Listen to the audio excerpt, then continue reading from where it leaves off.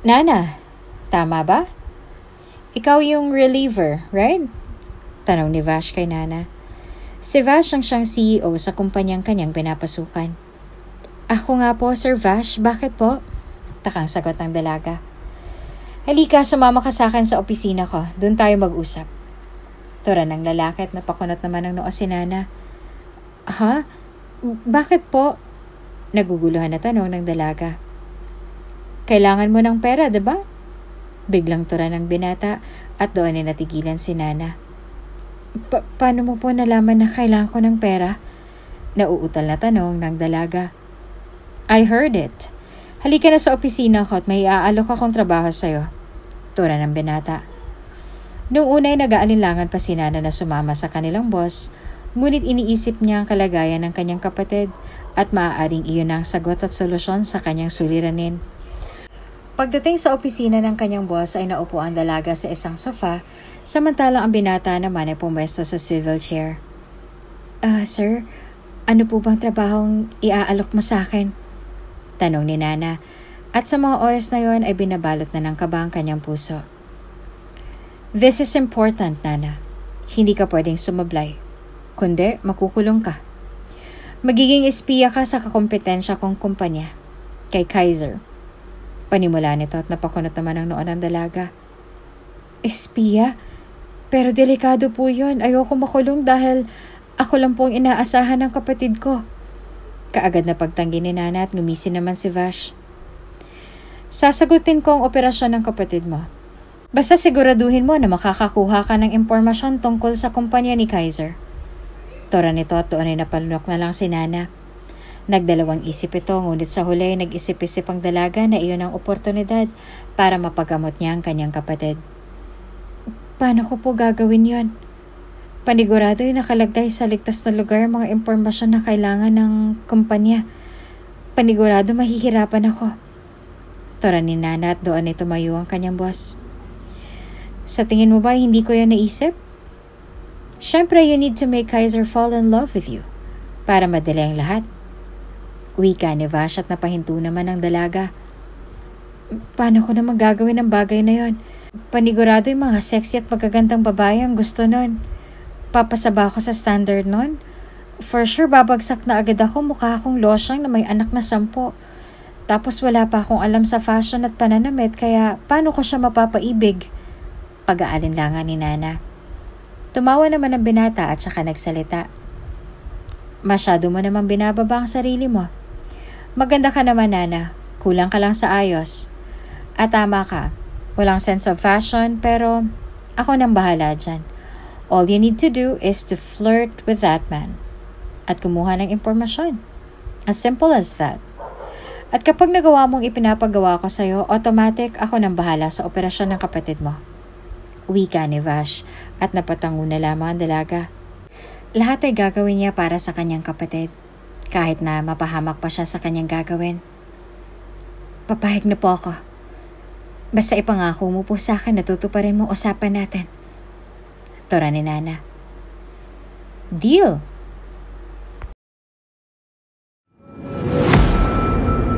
Kung bago ka pa lang sa channel na ito, Ate Jane TV, huwag kalimutang pindutin ang notification bell and subscribe button. Sana po hindi naman malaking abala sa inyo ang pagpindot ng subscribe button dahil ang kapalit po nito ay ang pagsuporta para makapag-produce ng mga libreng stories sa mga channels ni Ate Jane. Maraming salamat!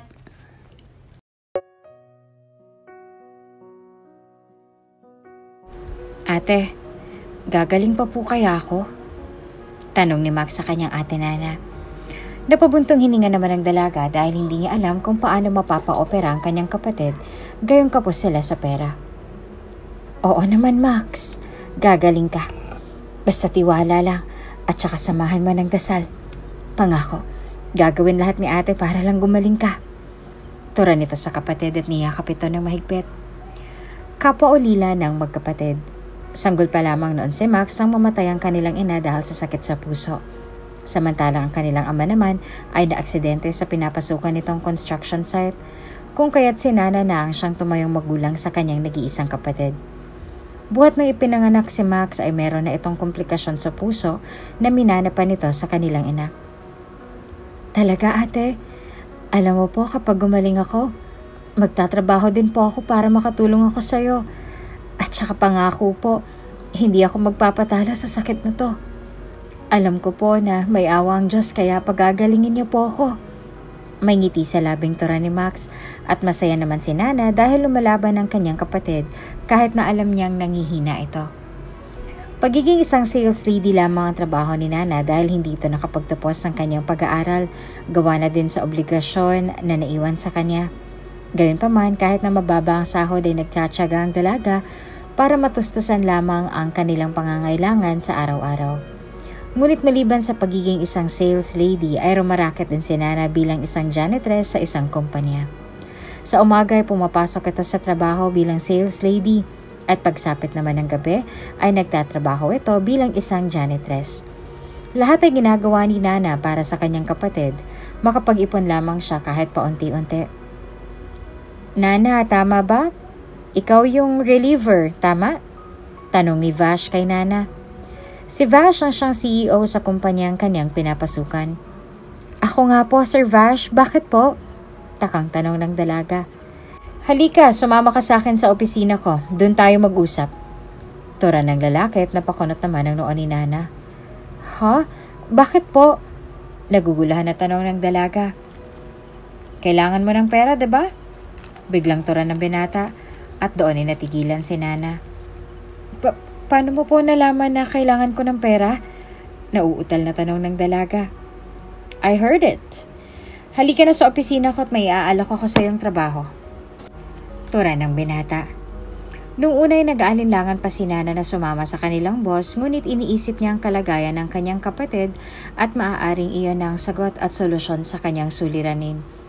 Pagdating sa opisina ng kanyang boss ay naupo ang dalaga sa isang sofa, samantalang ang binata naman ay pumwesto sa swivel chair. Sir, ano po bang trabahong iaalok mo sa akin? Tanong ni Nana at sa mga oras na yun ay binabalot na ng kaba ang kanyang puso. This is important, Nana. Hindi ka pwedeng sumablay kundi makukulong ka. Magiging espiya ka sa kakompetensya kong kumpanya. Kay Kaiser. Panimula nito at napakunot naman ang noon ng dalaga. Espiya? Pero delikado po yun. Ayoko makulong dahil ako lang pong inaasahan ng kapatid ko. Kaagad na pagtanggi ni Nana at ngumisi naman si Vash. Sasagutin ko ang operasyon ng kapatid mo. Basta siguraduhin mo na makakakuha ka ng impormasyon tungkol sa kumpanya ni Kaiser. Tura nito at doon ay napalunok na lang si Nana. Nagdadalawang isip ito ngunit sa huli na pag-isip-isip ng dalaga na iyon ang oportunidad para mapagamot niya ang kanyang kapatid. Paano ko po gagawin yon? Panigurado ay nakalagay sa ligtas na lugar ang mga impormasyon ng kanilang kumpanya. Panigurado ay mahihirapan ako. Tura ni Nana at doon ay tumayo ang kanyang boss. Sa tingin mo ba hindi ko yan naisip? Siyempre, you need to make Kaiser fall in love with you. Para madali ang lahat. Wika ni Vash at napahinto naman ang dalaga. Paano ko gagawin ang bagay na yon? Panigurado yung mga sexy at magagandang babae ang gusto nun. Papasaba ako sa standard nun? For sure bagsak na agad ako. Mukha akong losyang na may anak na 10. Wala pa akong alam sa mga fashion at pananamit kaya paano ko siya mapapaibig? Pag-aalinlangan ni Nana. Tumawa naman ang binata at saka nagsalita. Masyado mo namang binababa ang iyong sarili. Maganda ka naman, Nana. Kulang ka lang sa ayos. At tama ka, wala kang sense of fashion. Pero ako nang bahala dyan. All you need to do is to flirt with that man at kumuha ng impormasyon. As simple as that. At kapag nagawa mo ng ipinapagawa ko sa'yo, automatic ako nang bahala sa operasyon ng kapatid mo. Wika ni Vash at napatango na lamang ang dalaga. Lahat ay gagawin niya para sa kanyang kapatid, kahit na mapahamak pa siya sa kanyang gagawin. Papahayag na po ako basta po ipangako mo po sa akin na tutuparin mo usapan natin. Tura ni Nana. Deal! Sabay na wika ng mga ito at doon ay nagkasundo na ang dalawa. Wala na ngang sinayang na oras si Vash at naglaan ito ng 1 linggo upang tutukan si Nana. Tinuruan nito ang dalaga kung paanong kumilos na tila ba isang mayaman. Binilhan ng mga bagong damit at inensayo sa lahat ng bagay. Sa loob ng 1 linggo, natandaan at natutunan naman ni Nana ang lahat ng tinuro at binili ni Vash sa kanya. At matapos ang 1 linggong paghahanda ay ready na si Nana na pumasok sa mundo ni Kaiser. Paano ako papasok sa kumpanya nila, Kaiser? Tanong ni Nana at doon ay isang matamis na ngiti ang sumilay sa labi ng binata. Good question. Paano nga ba? Sa tingin mo? Nakangiting wika ni Vash at doon ay natahimik si Nana. Napaisip ito sa naging tanong sa kanya at wala itong makuhang sagot mula sa sariling katanungan. Paano? Wala akong ideya. Wika ni Nana. Napailing naman si Vash at saka nagturan. Ano ba dapat ang gawin mo para makapasok sa trabaho? Di ba mag-apply? Turan nito. Paano kung hindi ako matanggap? Segunda agad ni Nana. Ang negative mo naman, wala ka bang tiwala sa akin? Naging fashionista ka nga kahit na wala kang sense of fashion, right? Ito pa kaya? I will make sure na makakapasok ka. Basta gawin mo ang part mo, maliwanag ba? Wika ni Vash at napabuntong hininga na lamang ang dalaga. May punto naman kasi talaga ang lalaki. Kung ang pagiging baduy niya ay naalis ng binata, paano pa kaya ang pagpasok sa kanya sa trabaho? Matapos ang araw na yon ay binigyan ni Vash si Nana ng 10,000 bilang paunang bayad sa kanya. At doon ay bumili agad ang dalaga ng mga pangangailangan ng kanyang kapatid. Ate, napansin ko, masyado ka yatang abala. Hindi na tayo madalas na nagkakasama. May bago ka na naman po bang trabaho? Diretsang tanong ng kapatid ni Nana sa kanya. Ngayon kasi Max, hindi na ako pumapasok sa iba kong trabaho. Nagfo-focus ako sa pagiging janitress. At saka tutulungan ako ng boss ko na makapasok sa isang kumpanya dahil naaawa daw siya sa akin. Pagsisinungaling nito sa kapatid. Bakit hindi ka na lang niya kunin sa sarili niyang kumpanya? Nagtatakang tanong nito sa kanyang ate. Kaso wala nang available na position sa kumpanya ni boss, kaya ipapasok niya daw ako sa kumpanya ng kaibigan niya. Palusot ni Nana na siyang pinaniwalaan naman ng kanyang kapatid. Talaga ate? Tila ba excited na tura ni Max? Oo, at kapag nangyari yon, ay maipapagamot na kita. Gagaling ka na. Wika ni Nana at matamis na ngumiti sa kanyang kapatid. Natuwa naman ang binata sa magandang balita na sinambit ng kanyang ate, ngunit lingid sa kanyang kaalaman na magiging espiya ang kanyang ate at gagawa ito ng isang bagay na iligal para lamang maipagamot siya. Wow naman ate! Kung gano'n ay nakakatuwang malaman yan. Kapag gumaling na po ako, ay may katuwang ka na. Makakapag-aral na din po ako gaya ng pangarap ko. Matamis sa tura ng binata. May pangarap sa buhay ang binatang si Max. Ngunit dahil sa karamdaman na hindi na ito nakapag-aral pa at nanatili na lamang sa kanilang tahanan. Ang buhay nito ay umiikot lamang sa ospital at sa kanilang buhay. Nahihirapan na ito sa kanyang kalagayan ngunit hindi nawala ng pag-asa si Max.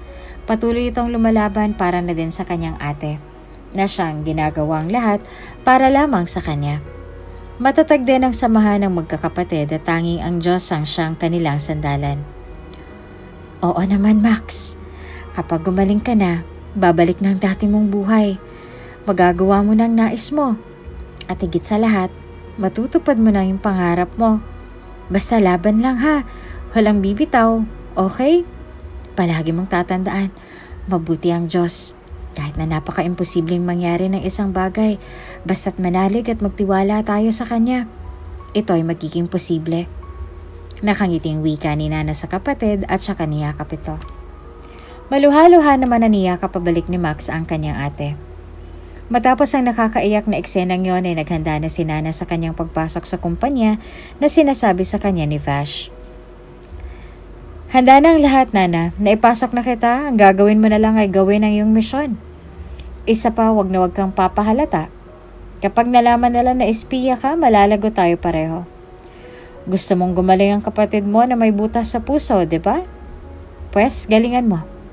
Make Kaiser fall in love with you and take all the information that I need.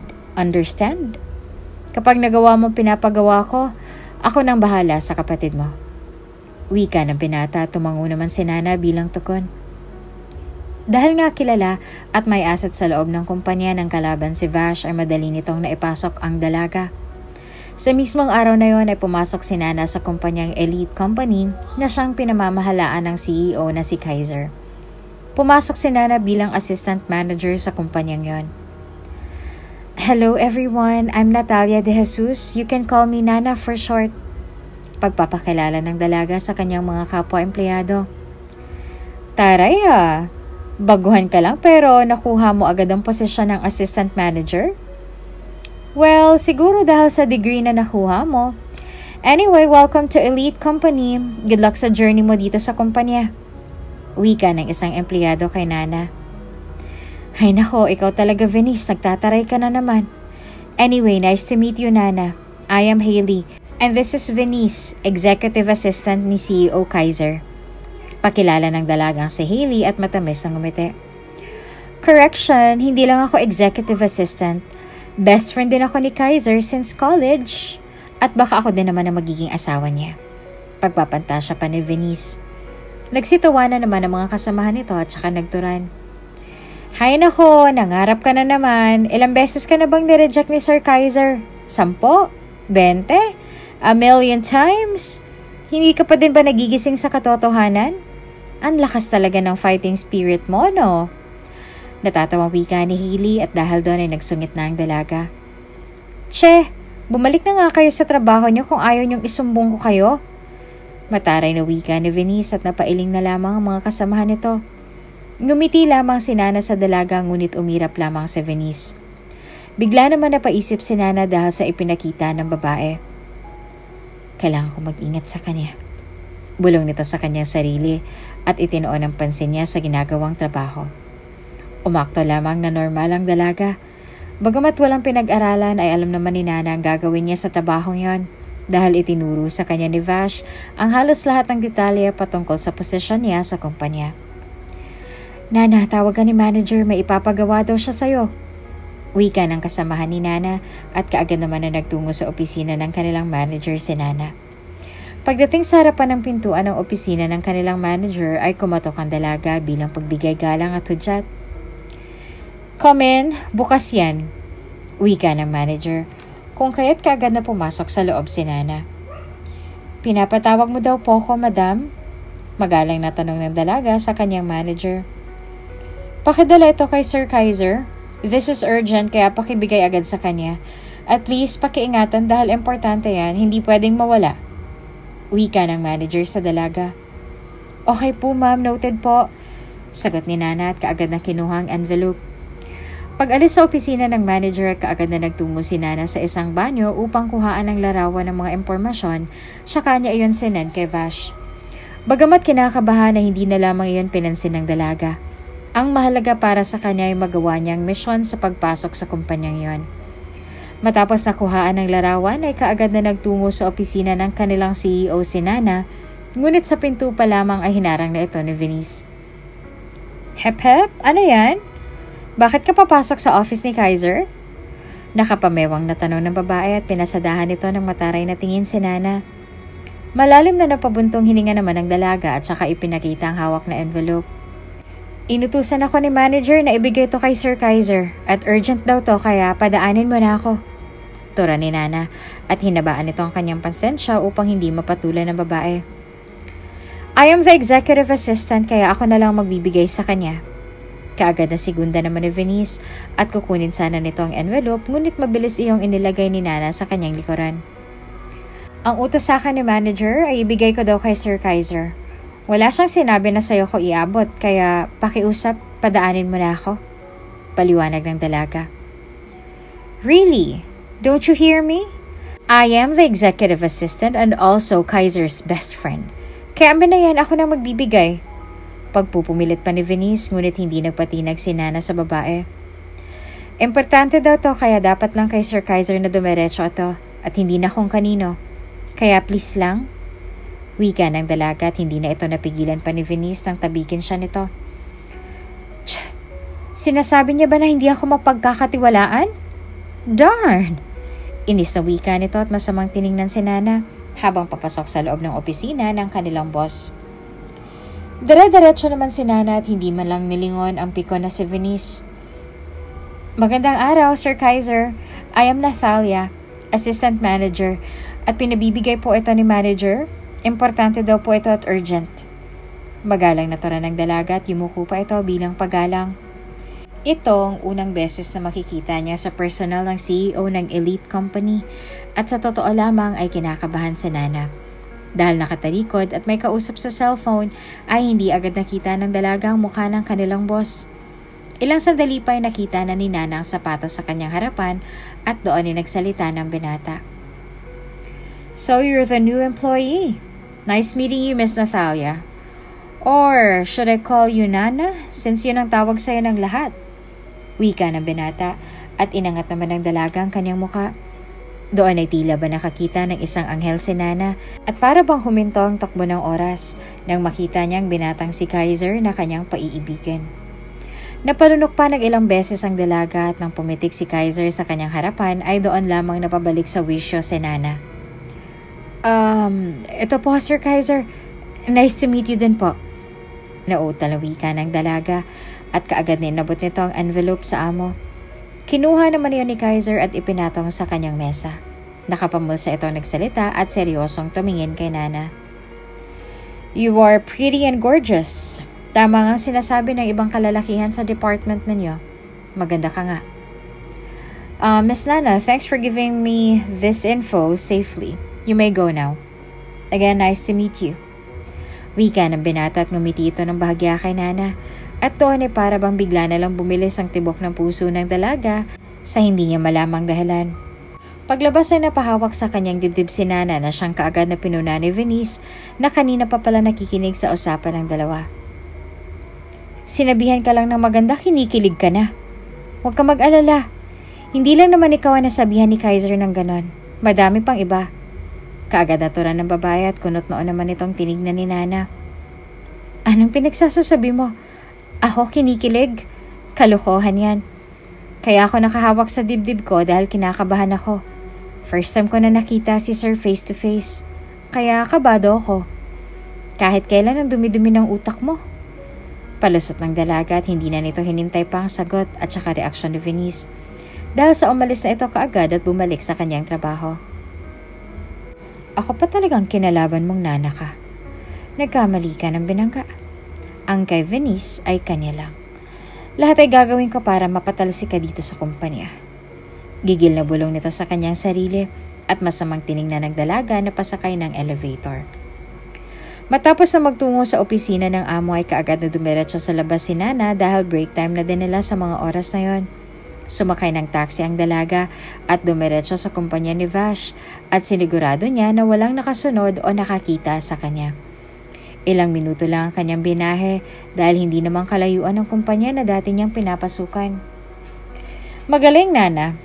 That was an important detail. Sinigurado mo ba na walang nakakita o nakasunod sa'yo? Kaagad na bungad ni Vash nang pumasok si Nana sa kanyang opisina.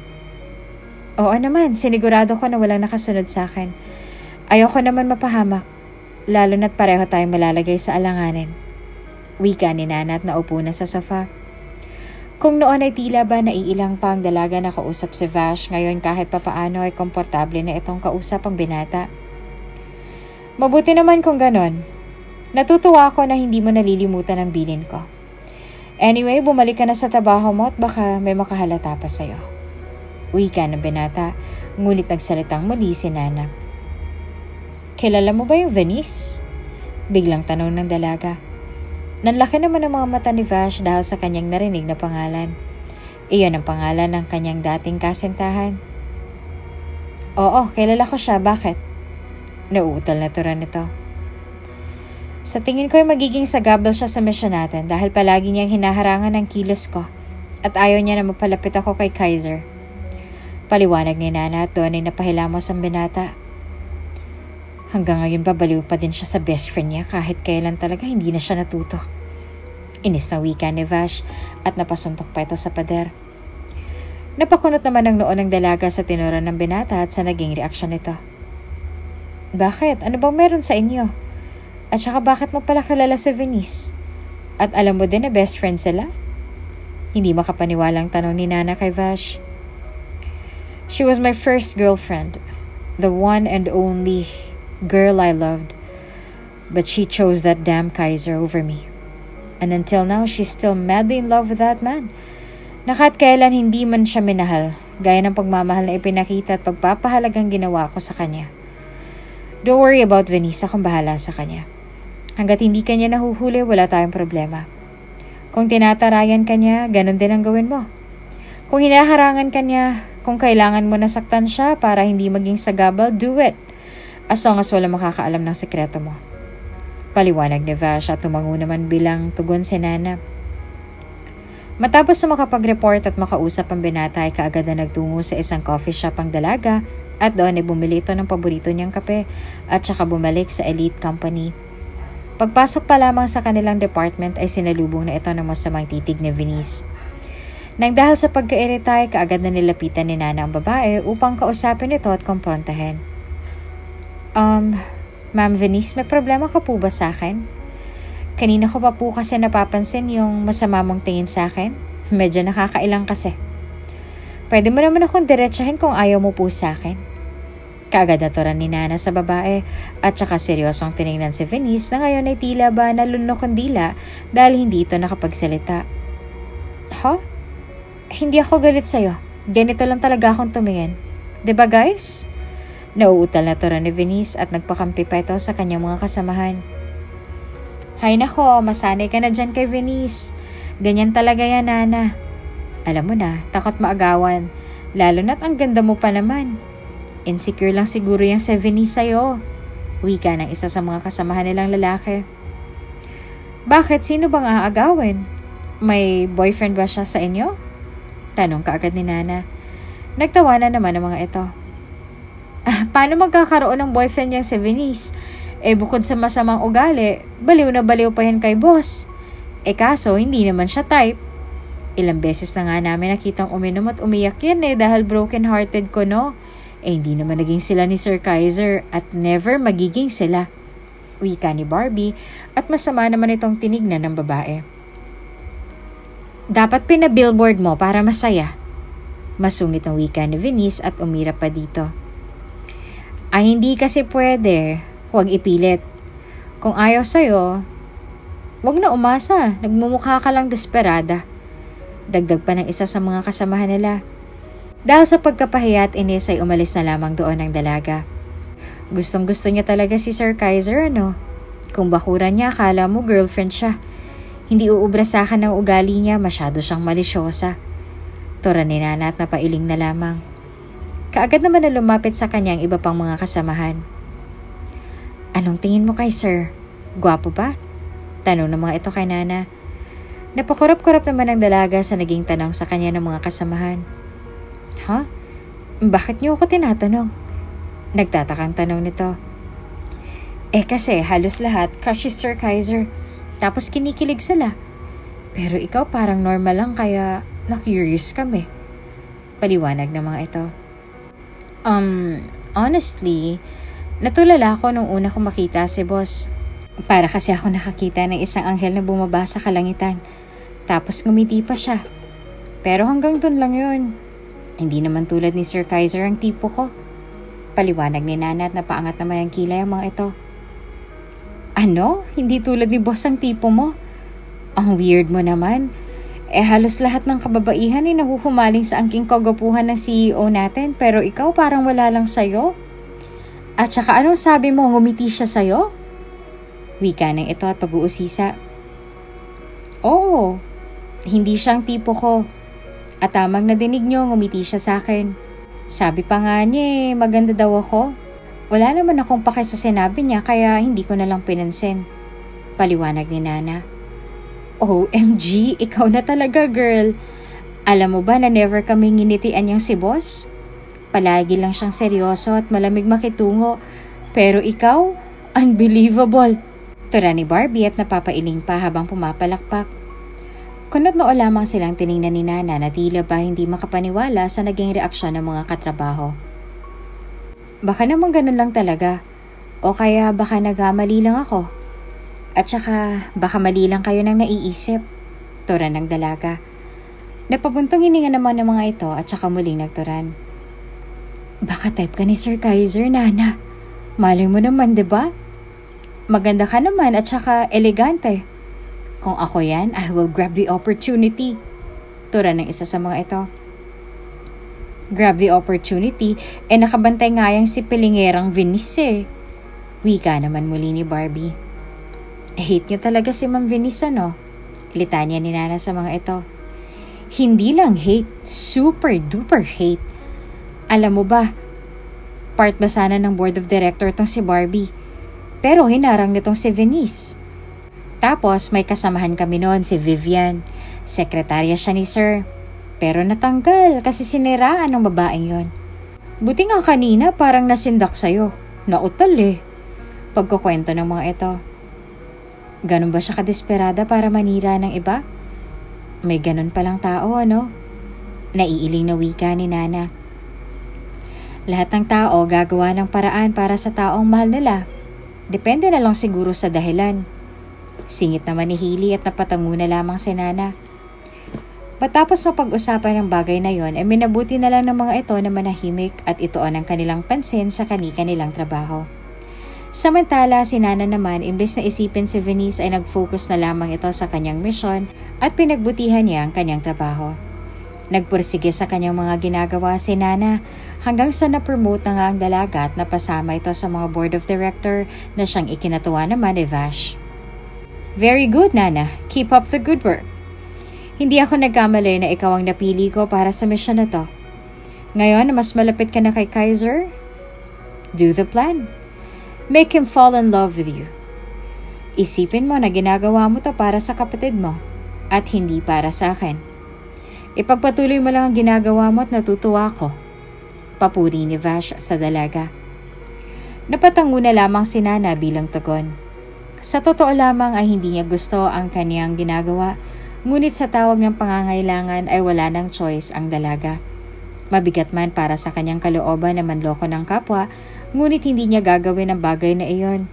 At imposible na magkaroon pa ng oportunidad si Nana na maipagamot ang mahal niyang kapatid.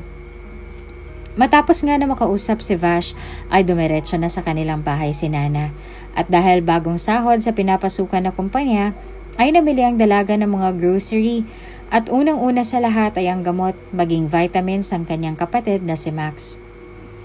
Oh ate, ang aga mo ata ngayon. Wala ka po bang pasok sa trabaho? Tanong ng binata sa kanyang ate Nana. Day off ko ngayon at bala ko na ipasyal ka nang makalabas ka naman. Palagi ka na lang kasi dito sa bahay at sa ospital para maiba naman. Nakangiting wika ng dalaga sa kanyang kapatid. Totoo ate? Pero teka lang, ano pong meron at saka bakit parang ang dami mo po atang pinamili? Tanong ni Max sa kanyang ate. Bagong sahod kasi ako sa trabaho kong bago. Naaalala mo pa ba yung kwento ko sa'yo noon? Sumahod na ako doon. Medyo sakto lang ang kita ko pero sapat na para mabayaran ko ang renta natin dito sa bahay. Lalo na't madami tayong utang. Pero unti-unti ko nang nababayaran. At saka inuna ko yung mga importanteng bagay. At saka na-promote na din ako sa pinapasukan ko. Paliwanag ni Nana sa kanyang kapatid. At ibinalita nito kay Max ang pagka-promote niya sa trabaho. Hala, talaga ate? Nako, congrats po sa'yo. Natutuwa ako na kahit papaano hindi ka na po tulad ng dati na kayod kalabaw para lang sa gamot ko at pagkain natin. Masyado na akong pabigat sa'yo ate. Hayaan mo. Kapag ako gumaling na, pangako, tutulungan talaga kita. At saka ako naman pong bahala sa gastusin dito sa bahay. Ang totoo po kasi niyan, nahihiya na po ako sa'yo. Ikaw to nagsasakripisyo at nahihirapan dahil sa akin. Mahabang litanya ni Max at tumunghay sa mga mata nito ang patak ng luha at lungkot. Hay nako, hayaan mo na muna yon. Akong nakakatanda sa ating dalawa. Kaya obligasyon kita. Kapatid kita. Kaya kargo kita. Hindi kita pababayaan ano man ang mangyari. Kaya wag mong isipin na pabigat ka sa akin dahil hindi mo naman ginusto na magkaroon ng sakit. Hindi mo naman hiniling na magkaroon ka ng butas sa puso. Kaya wag mong sabihin ang bagay na yan. Ang importante at mahalaga ay lumaban ka hanggang sa makakuha ko ng sapat na pera para sa operasyon mo. Tiis-tiis lang, Max. Hindi ka pababayaan ng ate. Mahabang paliwanag ni Nana sa kanyang kapatid at saka mahigpit itong niyakap. Naiyak naman si Max sa mga salitang binitawan ng kanyang ate. Salamat po ate sa lahat ng ginagawa mo para sa akin. You're the best talaga. Wika ng binata habang patuloy na bumubuhos ang luha sa mga mata nito. Ay nako, nagdramahan na talaga tayong dalawa dito. Ayos lang yun. Hindi mo kailangan na magpasalamat dahil lang sa ginagawa ko. I'm doing that because we are siblings. Ang magkapatid dapat ay nagtutulungan at hindi nagsasakitan. Tiwala lang sa Diyos, Max. Makakaraos din tayo. Matamis sa wika ni Nana at matapos ng pag-uusap na lang dalawa, ay inayos na ng dalaga ang lahat ng kanyang pinamili. Nagbihis naman si Max at ang makapaghanda na ay sumakay na ng taxi ang magkapatid at saka nagtungo sa isang parke at saka doon na ipinasyal ni Nana ang kapatid. Ate, ang ganda naman dito. Pwede bang tuwing linggo o kaya naman kapag wala kang pasok ay magtungo tayo dito? Tura ng binata sa kanyang nakatatandang kapatid. Sige ba, kung yan ang gusto mo, why not? Gagawin natin yan para naman kahit papano ay makalanghap ka ng sariwang hangin. Pasensya ka na Max ha, kung hindi pa afford ni ate na mag-hire ng nurse para sa'yo. Sa ngayon kasi, pinag-iipunan ko pa ang operasyon mo nang sa ganun ay maranasan mo naman na mamuhay tulad ng mga simpleng tao. Magawa lahat ng gusto mo dahil ang nais ko lang para sa'yo ay maging masaya ka. Tura nito sa kapatid at matamis ng ngumiti. Talaga ate, the best ka talaga. Alam mo, super thankful ako na meron ako nakatatandang kapatid. O may ate ako na kagaya mo po. Isang mapagmahal at maalaga. Wala ka bang balak na mag-boyfriend ate? Buong buhay mo kasi, umiikot na sa akin, nakakalimutan mo na tuloy ang sarili mo. Minsan ate, unahin mo naman ang sarili mo, wag puro ako. Opo, alam ko na mahal mo ko kaya mo ginagawa ang lahat ng to pero wag naman po sanang ako maging dahilan para tumanda ka pong dalaga. Paliwanag ni Max sa kanyang ate. Natawa naman ang dalaga sa tinura ng kanyang nakababatang kapatid. Grabe, iniisip mo pa talaga kung magiging matandang dalaga ko no? Ang love life, nandyan lang yan. Hindi na kailangan na hanapin kasi kusayang darating. Sa tamang panahon na inilaan ng Diyos. Nakangiting wika ni Nana. Sa bagay, tama ka ate. Ika nga, darating din ang tamang tao sa tinakdang panahon ng Diyos. Pero nag-aalala lang ako sa'yo ate. Hindi mo na kasi na-enjoy ang buhay mo nang dahil sa akin. Palagi ka na lang po nagtatrabaho. Baka nga nape-pressure ka na sa kakaisip kung saan ka kukuha ng pera para maoperahan ako Tura ng binata at napapikit na lamang ng humangin ng bahagya. Natahimik na lamang ang magkapatid at nakatanaw sa magandang tanawin. Para bang nakukonsensya si Nana dahil hindi niya sinabi sa kanyang kapatid kung bakit nga ba siya may pera. Gayunpaman iniisip na lamang ng dalaga na ginagawa niya iyon para sa mahal na kapatid. Matapos ang araw na yon ay balik trabaho na si Nana. At sa mga oras na yon, dahil parte na siya ng board of directors, ay mas napapalapit na ito sa kanyang target. Walang iba, kundi si Kaiser. Miss Nana, hindi ka ba muna magbe-break time? Puna ni Kaiser sa dalaga. Nagulat naman si Nana sa biglang paglapit sa kanya ng kanilang boss. Mamaya na lang po sir, sa lunchtime na lang ako kakain. Nag-agahan na po kasi ako kanina sa bahay kaya busog pa ako. Magalang na sagot ng dalaga kay Kaiser. Are you sure?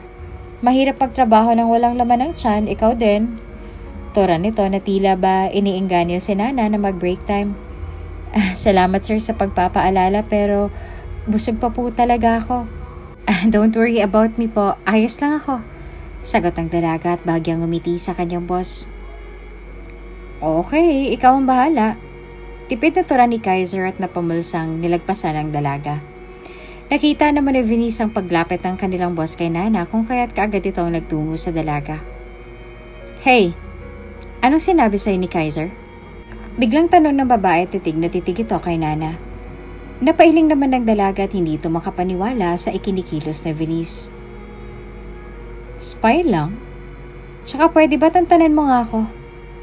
Kaiser lang pati ang tawag mo kay sir. Kahit na close kayo, dapat lang na gumalang ka pa din kasi boss natin siya. Kaya hindi ka nagugustuhan ng tao dahil sa ugali mo. Inisawi ka ng dalaga at saka isinara na lamang ang kanyang laptop at saka tumayo upang magtungo sa cafeteria. Wala sana itong balak na mag-break time. Ngunit dahil sa ipinakita at inista ng babae, nagpa siya ito na magtungo na lamang sa cafeteria kaysa makipagtalo pa sa babae. Paalis na sana ang dalaga nang bigla na lamang hablutin ni Venice ang kanyang mahabang buhok. Anong sinabi mo? Kabago-bago mo palang kinakalaban mo na ako. Galit na tura ng babae at hindi nito binitawan ang buhok ng dalaga. Ano ba, Venice? Sasaktan ako! Daing pa ni Nana at pilit na inalis sa kanyang buhok ang kamay ng babae. Talagang masasaktan ka sa akin. Sigaw nito dahilan para makuha nilang atensyon ng ibang tao. Huwag kang gumawa ng iskandalo, nakakahiya ka. Tura ni Nana at pigil na pigil ito na mapatulan ng babae. Ngunit tila ba ayaw paawat ni Venice at patuloy lamang ito sa pananakit kay Nana. What is this? Bartenadong tanong ng isang boses at doon ay natigilan ito. Ngunit ang babae ay patuloy pa din. Patay! Tura ng isa sa mga empleyado at doon ay bigla na lamang may humata kay Venice. Stop this! You're so annoying, Venice. Bakit ka ba nananakit? Bakit ba kayo nag-aaway? Dire-diretsang tanong ni Kaiser at doon ay nanlaki ang mga mata ng babae lalo na nang makita nito na hawak ng binata ang kamay ni Nana. Wala akong ginagawa dyan sa best friend mo. Bigla na lang siyang sumugod at sinabunutan ako. Tanong siya ng tanong kung anong mga masasakit na salita pang binitawan niya sa akin. Hindi ko naman siya inaano. Tura ng dalaga at inayos ang kanyang buhok maging ang suot niyang damit. Totoo ba yon, Venice? Bakit mo naman sinugod si Nana? Don't tell me nagsiselos ka na naman. Ano ba? Wala namang tayo kaya. Hindi pa man tapos sa kanyang sasabihin si Kaiser ang nagsalita ng babae. She insulted me so I got mad. Palusot pa nito. Natawa naman ang dalaga at saka nagturan. Nainsulto ka sa mga sinabi ko? Alin doon?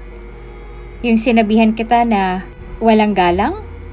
O nagalit ka dahil sinabi ko na masamang ugali mo kaya hindi ka nagugustuhan ni sir? Ano doon ang kinapuputok ng budi mo? Nagsasabi lang naman ako ng totoo, di ba? Mali ba yon? Tora ni Nana at bahagyang natawa ang ilang mga empleyado dahil sa panunupalpal ng dalaga kay Venice. Kita mo na ang sama ng ugali ng babaeng yan.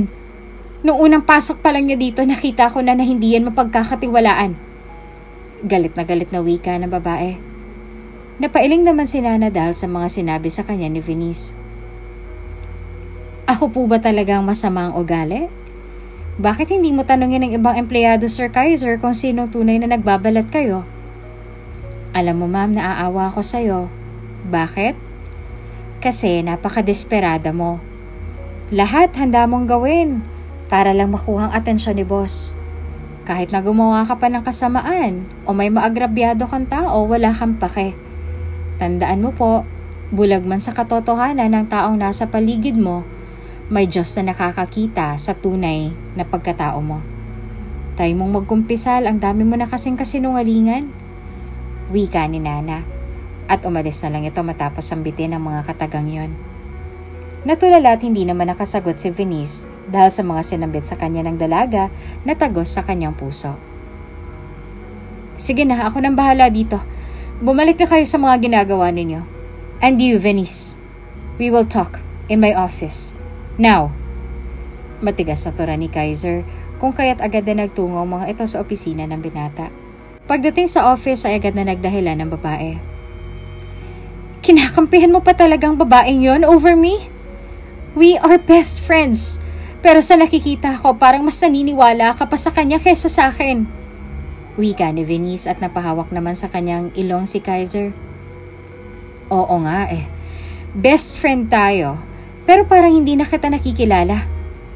You changed a lot. Simula nung umamin ka sa akin and I rejected you. You acted like you're my girlfriend. Palagi mo na lang hinaharangan ng ibang mga babae na lumapit sa akin. As if we are in a relationship. You are bypassing me, Venice. May sarili akong buhay at hindi porket hinahayaan kita umaabuso ka na. Pakiusap lang. Stop your illusion or else I will kick you out here in my company. Tura ni Kaiser at naubusan na ito ng pasensya sa kanyang best friend. Napayoko at naluha naman si Venice sa mga sinambit sa kanya ng binata. Iyon ang unang beses na napagsalitaan siya ng gano'n ng kaibigan kung kaya't mas lalo itong nagalit kay Nana. Fine. I will not do that anymore. But I will prove to you na mali ka ng kinakampihan. I have a feeling na may masamang intensyon yung babaeng yun. Dagdag pa nito. Napasuntok naman sa kanyang mesa si Kaiser at nagsalita. Damn it! Hanggang ngayon ba yan pa din ang linyahan mo, Venice? Ilang empleyado na bang kusang umalis ang dahil sa'yo? At ipinalabas mo na ikaw ang nagpatalsik?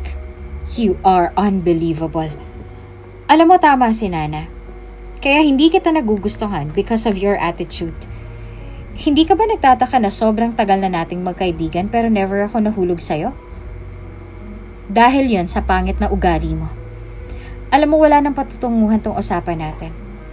I don't want to hurt your feelings kaya habang nakakapagtimpi pa ako, you may go now. Inis at piko na tora ni Kaiser kay Venice. But Kai, hindi pa man tapos sa kanyang sasabihin ng babae, ay sumigaw ng binata. Get out! Galit na sigaw ni Kaiser at dahil sa takot ay nanginginig na umalis doon si Venice. Hindi sukat akalain ng babae na gano'n ang magiging reaksyon ng kanyang best friend. Matapos na umilis sa opisina ng binata ay dumiretso ito sa rooftop ng building at doon ito inilabas ang lahat ng kanyang galit. Walang hiya ka, Nana. You're a bitch. Naiinis ako sa'yo. Over the years, ngayon lang kami nag-away ng ganito. Ano bang meron ka para kampihan ka ni Kaiser, ha? I'm so mad at you. Galit na sigaw ni Venice habang lumuluha. Hindi nito matanggap na nagtalo sila ng binata dahil lamang kay Nana. Sa kabilang banda naman matapos sa supalpalin si Venice ay kaagad na naghilamos ang dalaga sa powder room. Kaasar siya. Insecure ba siya sa akin kaya siya ganon? Pinagkahirapan ko tong pagtali ko sa buhok ko tapos ganon-ganon niya lang ko sirain. Pasalamat siya at wala ako sa mood na makipag-away kundi maghihiram talaga siya ng mukha ng aso. Gigil na wika ni Nana sa kanyang sarili habang inaayos ang buhok niya. Matapos na ayusin ang sarili ay kaagad din na bumalik sa kanyang pwesto ang dalaga at doon ay nilapitan nito ni Hailey. Pinapatawag ka daw ni Sir Kaiser, Natalia. Wika nito kay Nana. Bakit daw? Takang tanong ng dalaga sa kasamahan. Nagkibit balikat lamang ito kung kaya't walang ideya na nagtungo sa opisina ng kanyang boss ang dalaga. Pagdating sa labas ng opisina ay nagtaka pa si Nana dahil walang humarang na Venice sa kanya. Ngunit hindi na lamang iyon inisip ng dalaga. Kaagad itong kumatok sa pintuan bilang paggalang. Come in! Wika ng isang malamig na boses at doon ay agad na pumasok sa loob ang dalaga. Pinapatawag mo daw po ako, Sir Kaiser. Bakit po? Tungkol po ba ito sa nangyari kanina? Ako na po humihingi ng pasensya. Dapat umiwas na lang ako. Agad na tura ni Nana at yumuko pa ito bilang paghingi ng dispensa. Ginawa iyon ng dalaga sa takot na matanggal sa trabaho dahil alam niya na meron pa siyang misyon na dapat tapusin. At kung hindi niya magagawa at matapos iyon ay hindi niya mapapa-opera ang mahal niyang kapatid. Tumayo naman si Kaiser at saka nito inangat ang ulo ng dalaga.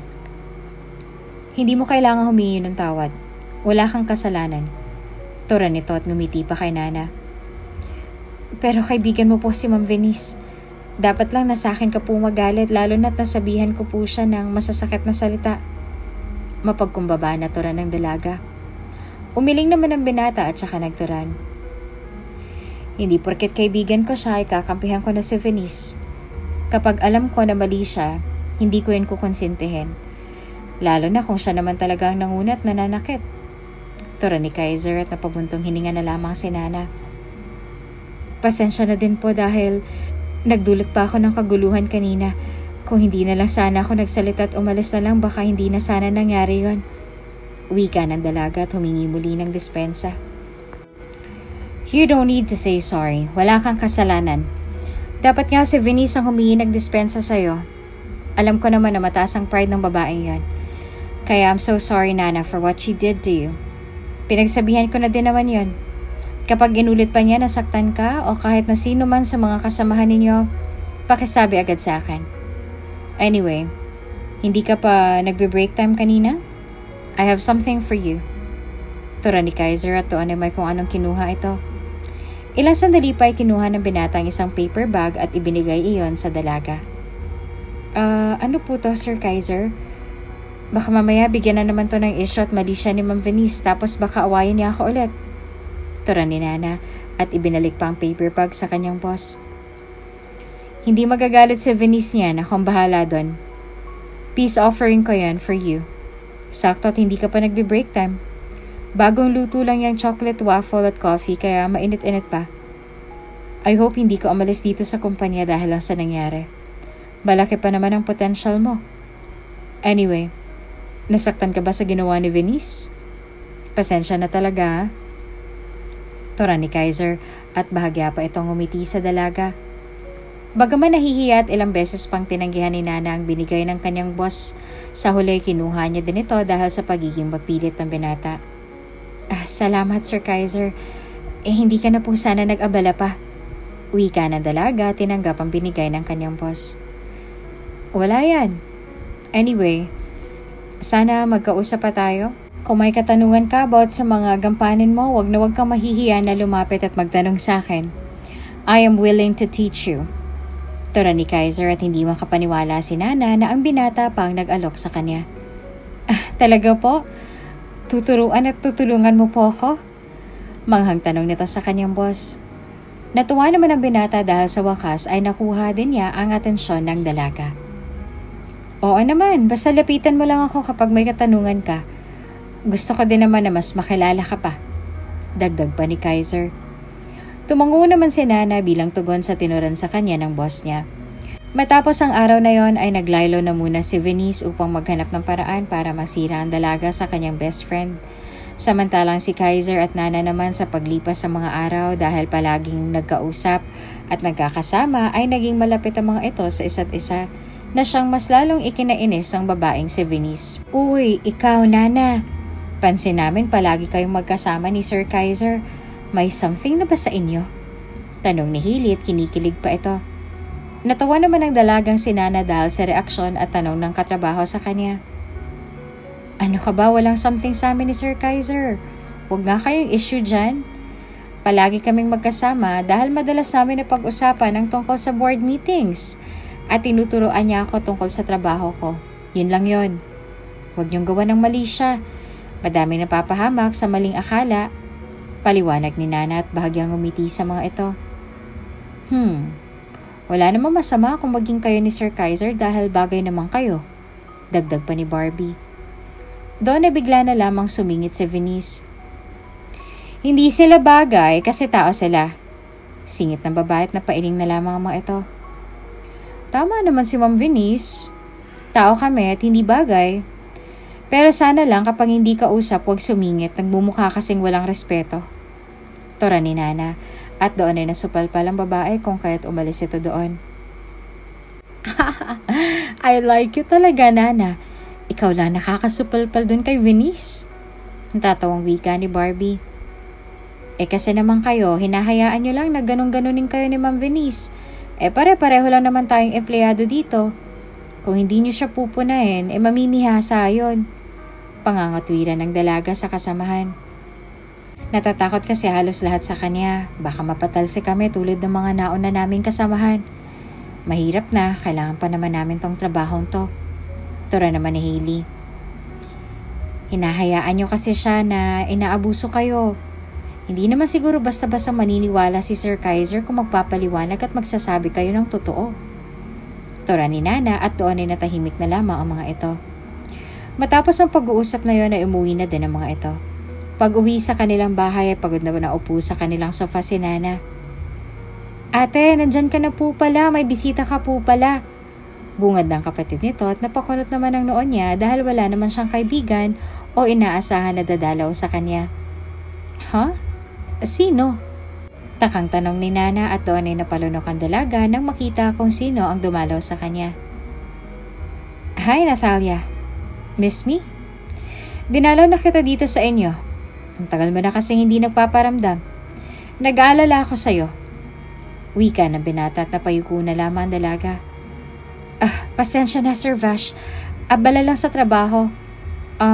Max, pwede bang doon ka muna sa kwarto? Mag-uusap lang kami ni boss. Wika ni Nana at kaagad naman na sumunod ang kapatid nito. Okay po ate. Tipid na wika ni Max at nakita nito sa mata ng kanyang ate ang pagkagulat kung kaya't nagtataka ito. Pag alis ng kapatid, doon agad din nagsalita ang dalaga. Paano mo po nalaman ang bahay ko? Nagtatakang tanong nito kay Vash. Ngumisi naman ang binata at saka nagturan. Nana, nakalimutan mo ba na nagtrabaho ka sa kumpanya ko bilang janitress? Isang pitik ko lang malalaman ko na agad kung saan ka nakatira. Isa pa, it was so easy to hire an investigator para pasundan ka. Tandaan mo, Nana, kapag mayaman, hindi kailangan mong problema. Money can buy everything. Kaya ikaw, wag mo kong kakalabanin. Dahil madali lang sa akin na ipatumba ka.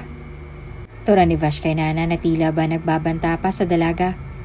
Napalunok at natigilan si Nana dahil sa sinambit sa kanya ng binata.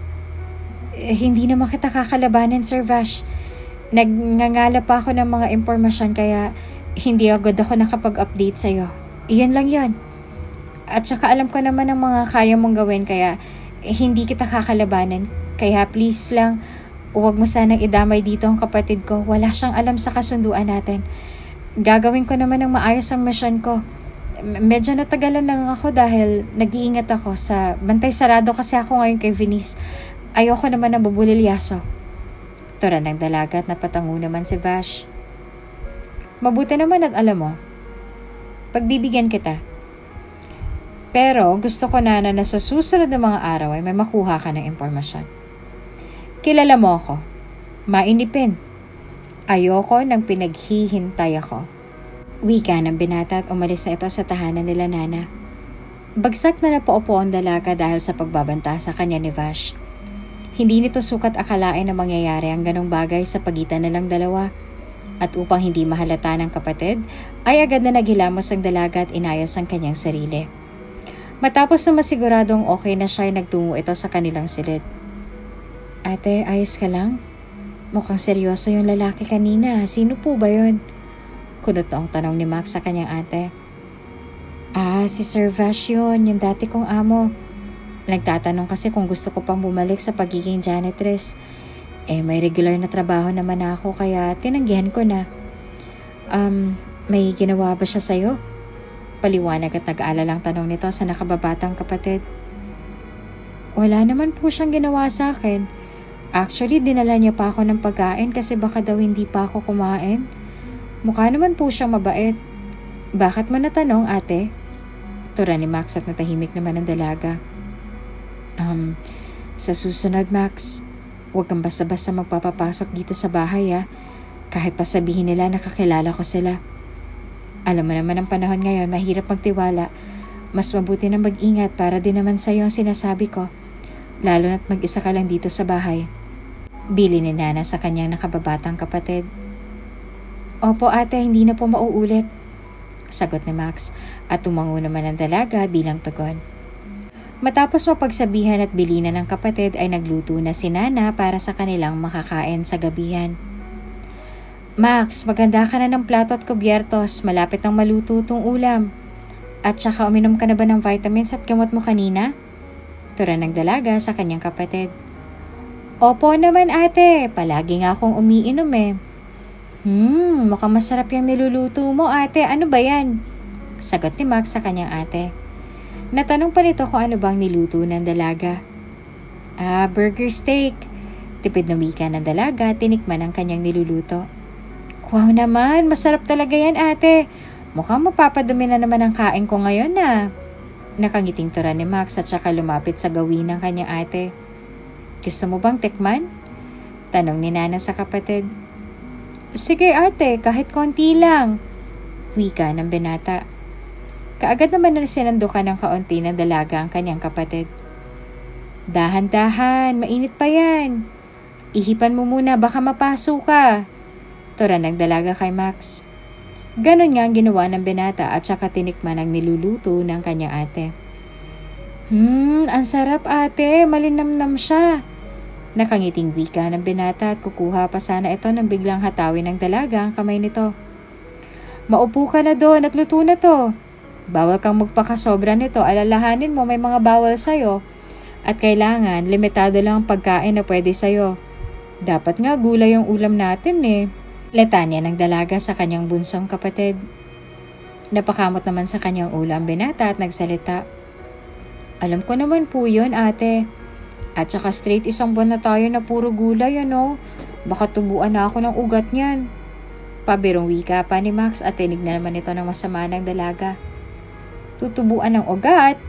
Abay mas maigi na yon, at least healthy. Anong gusto mo? Mga prito, mamantika at mga pamatay. Alam mo naman na para din naman sa'yo ang lahat ng ginagawa ko. Tila ba paninermo na wika ni Nana sa kapatid at saka sumeryoso. Napakamot naman ang kanyang ulo si Max at saka nagturan sa kanyang ate. Nagbibiro lang naman po ako, masyado kang seryoso ate. Alam ko naman po na ginagawa mong lahat ng to dahil mahal mo ko. At para din sa ikabubuti ko. Huwag ka pong mag-alala, iingatan ko po ang sarili ko. Turan ng binata kay Nana at matamis na ngumiti. Napabuntong hininga na lamang ang dalaga at saka nagsandok ng kanilang pagkain. Sige na, kumain na tayo. Ang drama mo na eh. Wala ako sa mood para umiyak. Natatawang wika ni Nana at doon ay kumain ang mga ito. Naggabihan na ang magkakapatid at tahimik lamang ang mga ito. Pagkatapos sa kumain ay nagtulungan ng magkapatid na ayusin ang kanilang pinagkainan. Makalipas ang ilang sandali, ay nailigpit na din ng mga ito ang kanilang mga ginamit at saka nagpahinga. Habang nakatulala ay iniisip ni Nana ang mga salitang binitawan sa kanya ni Vash. Ate, bakit gising ka pa po? Naalimpungatang tanong ni Max sa kanyang nakatatandang kapatid. Napabuntong hininga naman ang dalaga sa biglang tanong ng kanyang bunsong kapatid. Patulog na din ako. Nananaginip lang ako kaya ako nagising. Sige na, matulog ka na ulit. Iinom lang ako ng tubig. Pagsisinungaling ni Nana. Sige po ate, akala ko kung ano na eh. Good night po. Magalang natura ni Max sa kanyang ate at kaagad na bumalik sa kanyang pagtulog. Matapos na makausap ang kapatid ay agad na lumabas sa kanilang silidang dalaga at uminom ng malamig na tubig. Naupo pa ito sa silya at doon ay nag-isip muli. Bakit ba kailangan na mangyari at magkaroon ng ganitong sakit ang kapatid ko? Bakit ang daya-daya naman ang tadhana? Kinuha agad nila sa amin ng mga magulang namin at binigyan pa ng malubhang sakit ang kapatid ko. Diyos ko, sana po'y bigyan mo ako ng kalakasan. Huwag mo pong hayaan na sumuko ako sa buhay. Bulong ni Nana at napahilamos na lamang sa kanyang muka at doon ay dire-diretsong umagos ang luha nito sa kanyang mga mata. Alam ng dalaga na pagod na siya, ngunit dahil may tiwala at pananalig ito sa puong may kapal ay hindi ito sumuko sa buhay, lalo na't siya lang ay naasahan ng kanyang kapatid. Ganun lamang ang naging takbo ng buhay ni Nana at ng kapatid niyang si Max. Hanggang sa isang araw ay ipinatawag ni Kaiser ang dalaga. Nana, ikaw ang pagkakatiwalaan ko na dalhin itong mga mahahalagang detalye kay Mr. Fuentes. Please, pakiingatan at isa pa pakidaan na din ito sa information room. Ito ang susi, pakibalik na lang din sa akin. Tura ng binata at para bang sa pakiramdam ng dalaga ay pinapaboran siya ng tadhana. Ilang araw na din kasi siyang walang report kay Vash, kung kaya't wala nang sinayang na oras si Nana at kaagad na kinuha ang inuutos ng kanyang boss. Makakaasa ka po, Sir Kaiser. Tura ng dalaga at bahagyang ngumiti sa kanyang amo. Ganyan dapat, palagi kang nakangiti. Para maaliwalas ang iyong mukha at hindi ka parang stress. Puna ni Kaiser sa dalaga. Nabigla naman si Nana sa sinambit ng kanyang boss. Hindi na sana papansinin ng dalaga ang sinabi ng binata, ngunit biglang dumating si Venice kung kaya't upang asarin ng babae ay sumagot si Nana.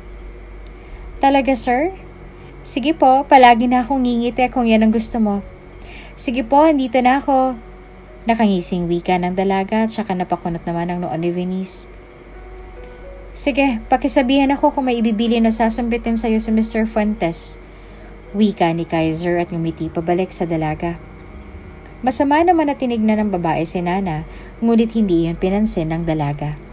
Tumango lamang si Nana matapos ay umalis na ito at nagtungo sa information room. Pagpasok sa loob ay napangiti na lamang ang dalaga at doon ay patago nitong inilagay sa kanyang long sleeve ang cellphone upang hindi iyon mahalata kung merong mga CCTV sa loob ng kwartong yon. Dahan-dahan at kunwaring may hinahanap si Nana, ngunit ang totoo ay kinukuhanan niya ng video ang bawat envelope. Papunta na sana si Nana sa pinakadulong parte ng kwarto nang biglang may pumasok sa loob ng information room. "Ikaw po pala yan, Miss Natalia," turan ng isa sa mga empleyado. Nagulat naman ang dalaga sa biglang pagpasok ng kasamahan, ngunit hindi nito pinahalata ang kabang nadama. Palabas na din ako. Nga pala, may kukunin ka ba?" "Pakibigay na lang to kay Sir Kaiser. Papunta pa kasi ako kay Mr. Fuentes." Letanya ng dalaga at kahit papaano ay nakahinga ito ng maluwag. Sige po. Inutusan kasi ako ni Miss Venice na kunin yung isang record kaya nandito ako. Ako na pong bahala dito sa susi." Tura nito, tumango na lamang si Nana bilang tugon at saka agad na umalis sa lugar na yon. Nang makalayo na at nakasakay sa elevator ay nakahinga na ng maluwag ang dalaga. Muntik na ako dun bulong ni Nana at malalim na napabuntong hininga. Nang bumukas ang elevator ay agad na nagtungo ang dalaga sa lugar kung nasan si Mr. Fuentes. "Natalia, buti naman at dumating ka na. Kaiser texted me na nasa iyo na daw ang kailangan ko." "Amen na, I need to go na din."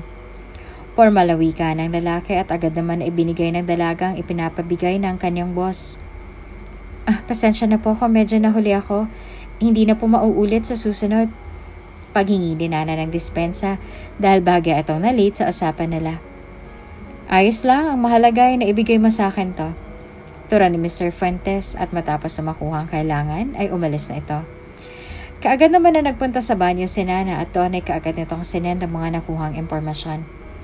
Palabas na sana ito ng banyo nang bigla na lamang tumunog ang kanyang cellphone at agad na rumihisto sa front ng cellphone ang pangalan ni Vash kung kaya't kaagad yung sinagot ni Nana. "Boss?" Bungad ng dalaga at mahina lamang ang boses nito dahil iniisip niya na baka may makarinig na ibang tao sa kanya. "Natanggap ko ng sinend mong video. Magaling. Pero may hinahanap ako na impormasyon at wala yon sa mga impormasyong binigay mo. Nana, naiinip na ako. Huwag mong hintayin na tulungan pa kitang tapusin yung mission mo. Pero panigurado may masasaktan kapag akong kumilos." Tura ni Vash at kumabog na mabilis ang puso ng dalaga dahil sa kabang nararamdaman dahil tila ba nagbabanta ang lalaki. "Bakit hindi mo nalang sabihin sa akin kung anong kailangan mo para mabilis ko yung mahanap?" Lakas loob na sagot ni Nana. Dinig naman niya ang pagmumura ng lalaki at pagtawa nito. "Kaya nga si Kaiser ang pinapatrabaho ko sa'yo dahil nasa kanya ang kailangan ko na impormasyon. Lahat ng sinend mo, basura lahat ng to. Ang kailangan ko yung sekreto ng lalaki yun para masira ko siya. Kuha mo?" Tila ba galit na wika nito at kaagad na ibinaba ang tawag. Nanginginig na inilagay ni Nana ang kanyang cellphone sa kanyang bulsa. Ngayon pa lamang ay tila ba nagsisisi na siya na nakipagkasundo pa siya sa kagaya ni Vash. Matapos ng pag-uusap nilang yon ng lalaki, naghilamos ang dalaga at kaagad na bumalik sa opisina ni Kaiser. Napansin naman ng binata ang tila ba pamumutla ng dalaga. "May nangyari ba, Nana?" Tila ba nag-aalalang tanong nito sa dalaga. Po?" Lutang na tanong ni Nana na tila ba hindi niya narinig ang tanong ng binata. "Ang sabi ko, may nangyari ba? Namumutla ka kasi, may sakit ka ba? Masama bang pakiramdam mo?" Sunod-sunod na tanong ni Kaiser sa dalaga. Wala po, medyo pagod lang siguro." Palusot ni Nana at bahagyang nahiya sa kanyang boss. "Are you sure? Sobra ka namumutla Baka gusto mo nang umuwi na lang muna, ihahatid na kita." Dagdag pa ng binata na tila ba hindi nito nadinig ang sinambit ng dalaga. Lumapit pa ito kay Nana at kinapa ang noon ng dalaga. Ayos lang ako. Siguro masyado lang ako napagod. Naglakad lang kasi ako. Papahinga ko muna saglit. Magiging okay na din ako." Wika ni Nana. "Alam mo, ipahinga mo. Tama ka, ipahinga mo muna yan. Kaya umuwi ka na. Ihahatid na kita." Wika ni Kaiser at natahimik naman ang dalaga. Sa totoo lamang ay bigla na lang sumama ang pakiramdam ni Nana. Hindi niya sukat akalain na pagbabantaan siya ng ganon ni Vash. Magbabanyo lang po ako. Siguro kailangan ko lang magpahangin, sir. Wika ni Nana, tumayo na ito. Ngunit bigla na lamang umikot ang paningin niya sa hindi malamang dahilan. Para bang bigla na lamang nanlabo ang paligid at doon ay nawala na ng ulirat ang dalaga. The hell? Nana! Hey!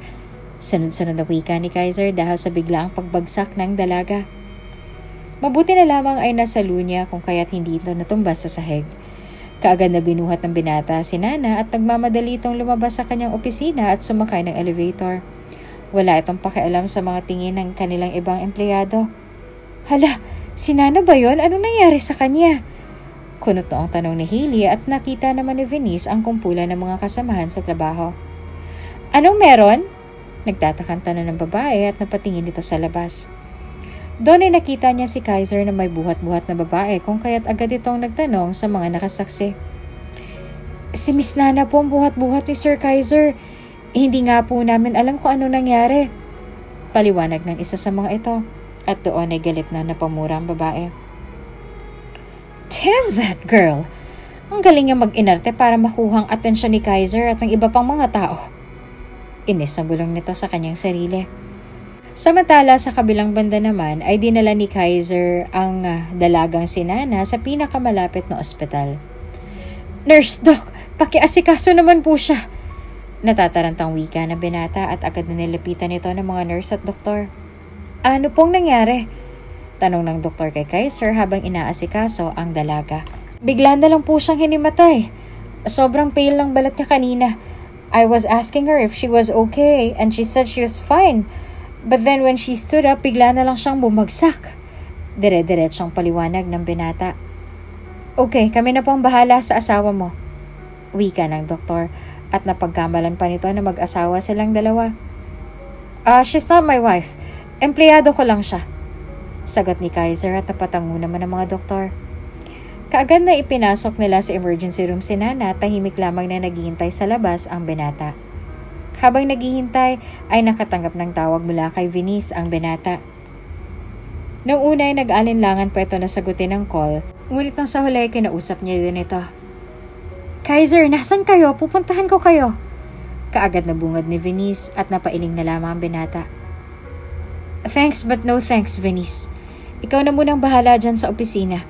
Babalik din ako kaagad as soon as masigurado ko na maayos sa Nana. Salamat sa pagtawag. Wika ni Kaiser at matapos sambitin ang katagang yon, ay pinatay na nito ang tawag dahil alam niya na nakukulitin lamang siya nito. Ilang sandali pa ay lumabas na din ang doktor na nagtingin sa kalagayan ng dalaga. Looks like she's fatigued and also stressed. Maayos naman ang mga tests na isinagawa namin sa kanya. And I think nag-collapse siya dahil mababa ang kanyang blood pressure. Dagdag pa doon ang pagiging fatigue nito at stressed. Sa ngayon, kailangan lamang ng pasyente ay makapagpahinga. Wika ng doktor kay Kaiser at tumango naman ito. Matapos na masuri ang kalagayan ng dalaga ay agad itong nilipat sa isang pribadong kwarto at si Kaiser mismo ang nagbayad sa gastusin sa hospital bill ng dalaga. Nasaan ako? Kunot na ang tanong ng dalaga. Kaagad naman na sumagot sa kanya si Kaiser. Nana, nasa hospital ka. Bigla ka kasing hinimatay kanina kaya dinala kita dito. Kamustang pakiramdam mo? Paliwanag ng binata, tumingin naman ng diretso sa kanyang dalaga. Ako? Hinimatay kanina? Hindi makapaniwalang tanong ni Nana. Oo. Sabi ng doktor, fatigue ka daw at stressed. Yun daw ang reason kung bakit ka nawala ng malay kanina. Gusto mo bang mag-leave na muna? Para makapagpahinga ka. Tapos balikan na lang kapag okay ka na ulit.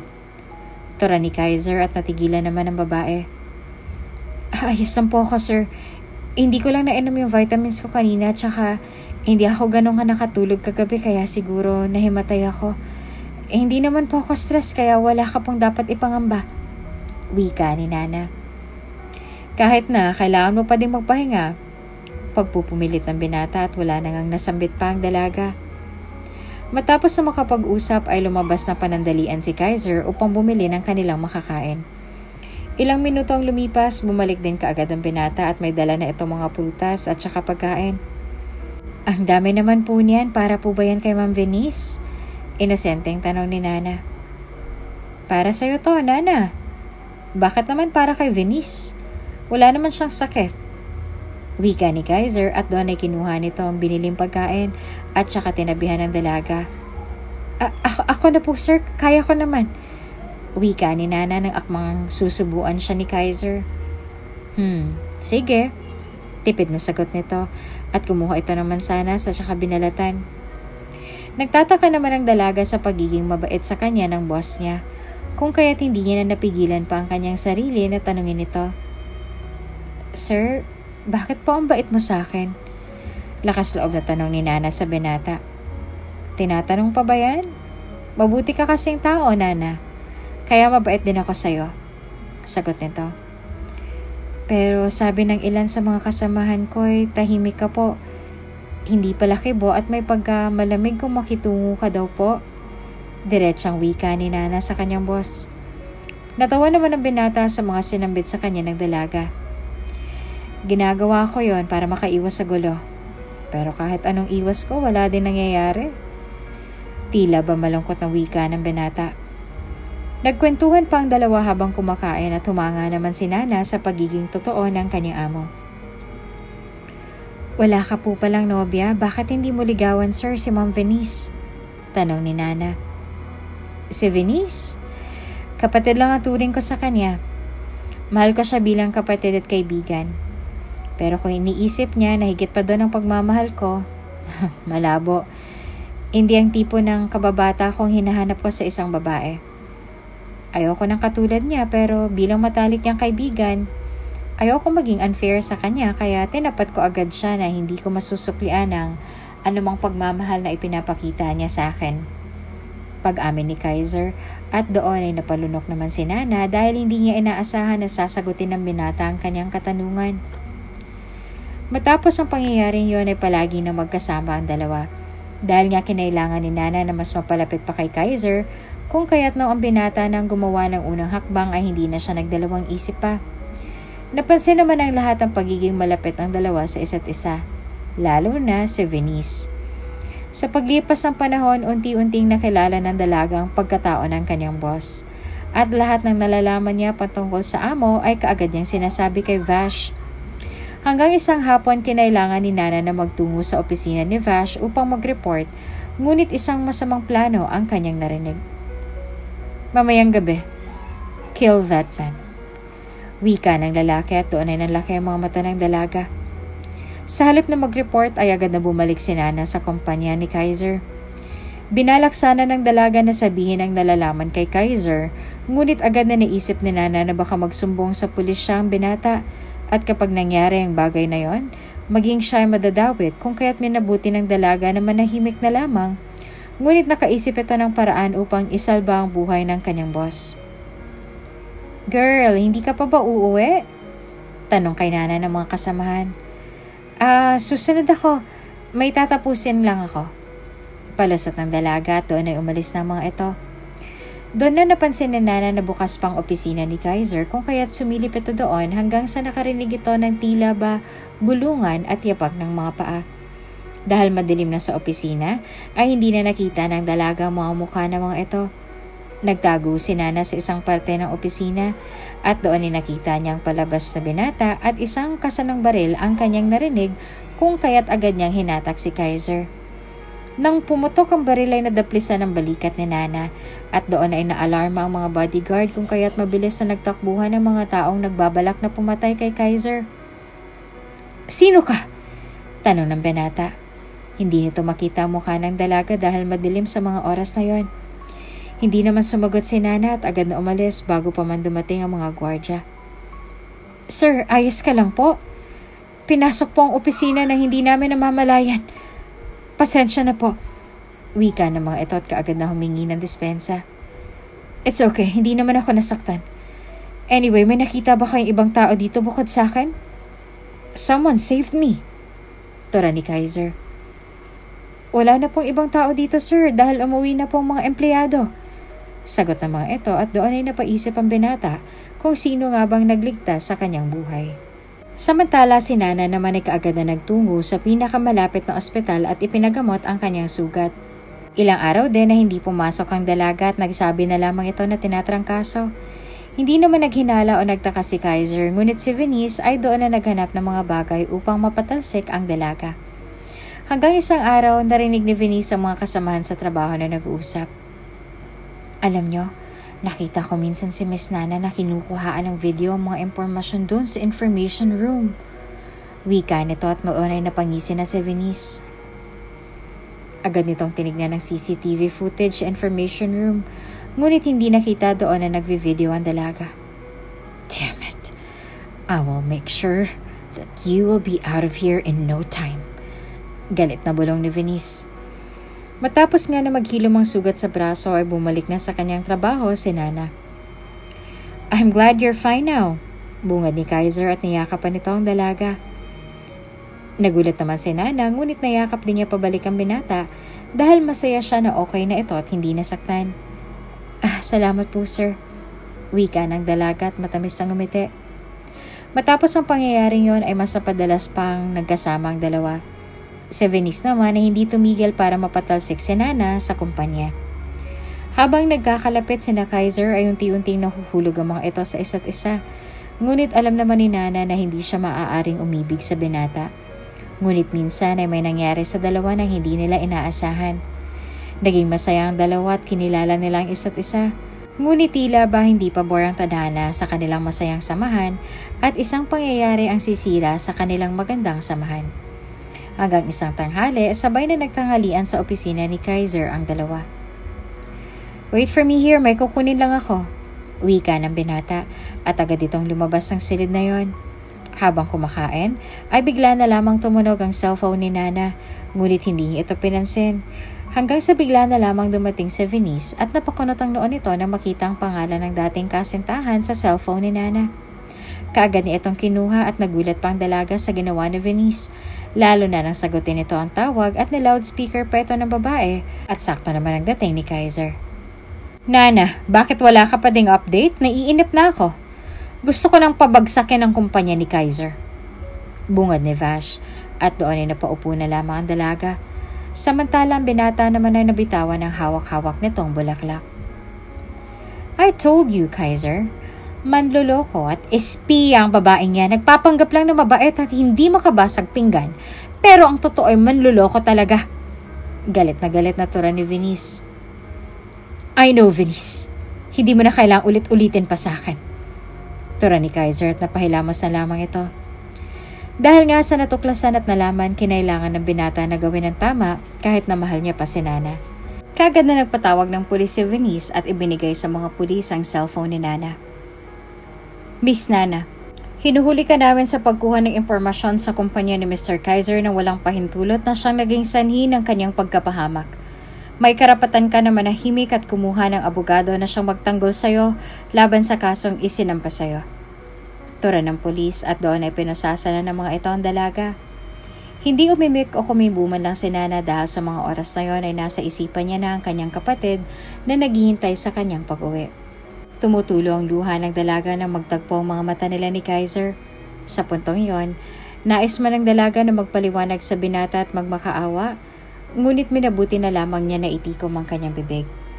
Sobrang nasakta naman si Kaiser dahil hindi niya sukat akalain na ang babaeng kanyang pinaglalaban at minamahal, higit pa sa kanyang sarili ang siyang nasa likod pala ng pagkapahamak ng kanyang buhay. Matapos na mahuli ng pulisya ay ikinulong na si Nana. Sa puntong yon, pakiramdam ng dalaga ay wala ng lahat ng kanyang sakripisyo. Miss Natalia, may bisita ka. Wika ng isang pulis at kaagad na pinalabas sa selda ang dalaga. Doon ay nakita niya ang lalaking si Vash. Vash, buti naman at nagpakita ka sa akin. Tulungan mo naman ako na makalabas dito. Ako lang inaasahan ng kapatid ko. Tsaka diba, tutuparin mo pa naman yung pinag-usapan natin, diba? Tura ni Nana. Seryoso naman siyang tiningnan ng binata at saka nagturan. Pinahamak mo ako. Kaya bakit kita tutulungan? Yung usapan natin, wala na yon. Napagkasunduan natin na kapag nahuli ka, wala nang lahat. Dahil aanga-anga ka, bahala ka mabulok dyan. Isa pa, once na nilaglag mo ko, alam mo nang mangyayari sa kapatid mo. Wika ni Vash at nagbanta pa ito sa dalaga. Napayuko na lamang ang dalaga at ngayon pa lang ay naiisip na nito ang kanyang kapatid. Makalipas ang 1 linggo ay dinalaw ito ng kanyang kapatid at labis na naiyak ang dalaga. Ate! Umiyak na wika ni Max kay Nana. Bakit ka pa pumunta dito? At saka bakit ngayon ka lang nagparamdam? May nangyari? Nag-aalalang tanong ng dalaga sa nakababata niyang kapatid. Wala naman po masamang nangyari sa akin, ate, pero ate, may mabait po na tao na sumagot sa bayarin ko sa ospital. Pati na din sa operasyon ko. Sayang nga dahil hindi niya pinaalam ang pangalan niya. Pagbabalita pa ng binata sa kanyang ate. Talaga? Kailan naman ang operasyon mo? At saka kapag nasa operating room ka na, pag inoperahan ka na, magdasal ka ha. Wala ang ate sa tabi mo. Pasensya ka na kung ganitong nangyari. Kapag gumaling ka na, tuparin mong pangarap mo. Huwag mo akong alalahanin.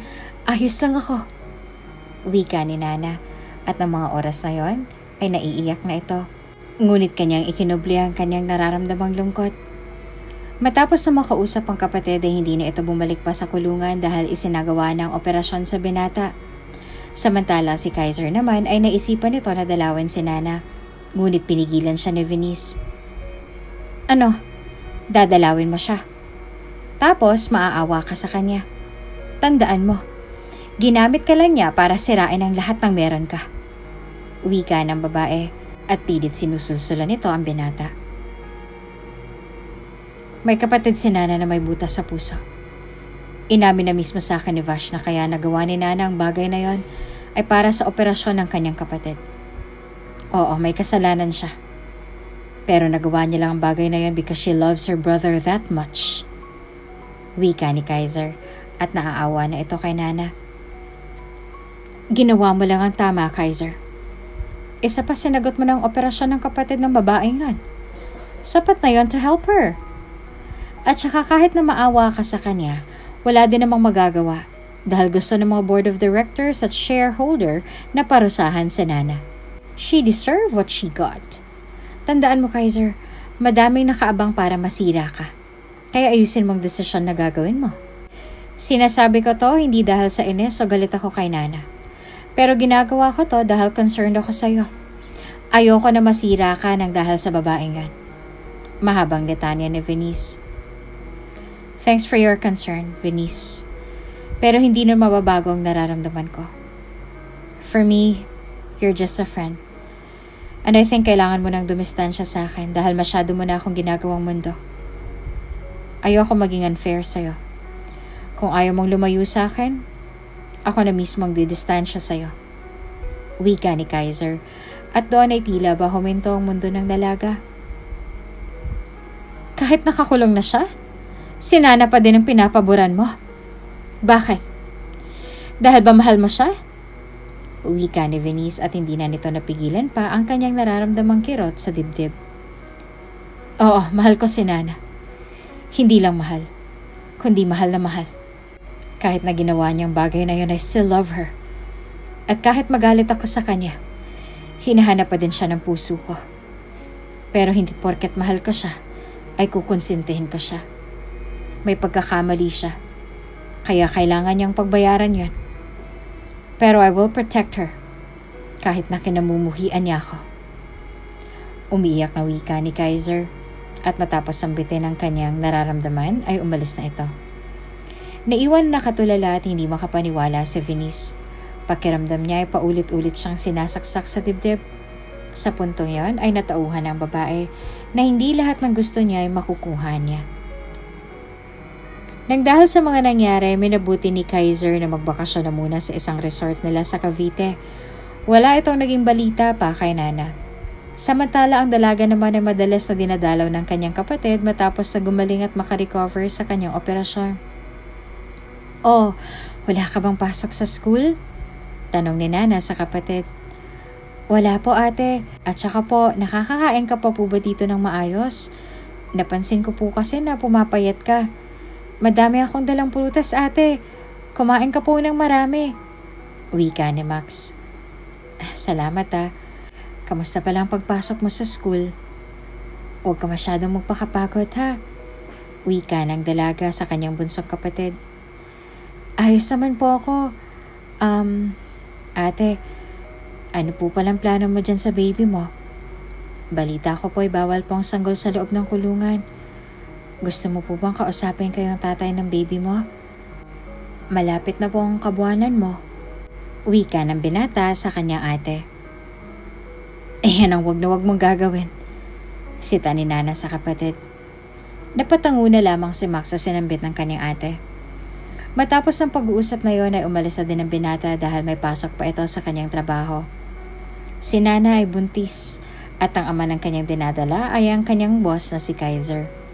Ngunit dahil sa takot ng dalaga sa binata at iniisip nito na kinamumuhian siya nito kung kaya't inilihim niya ang katotohanan.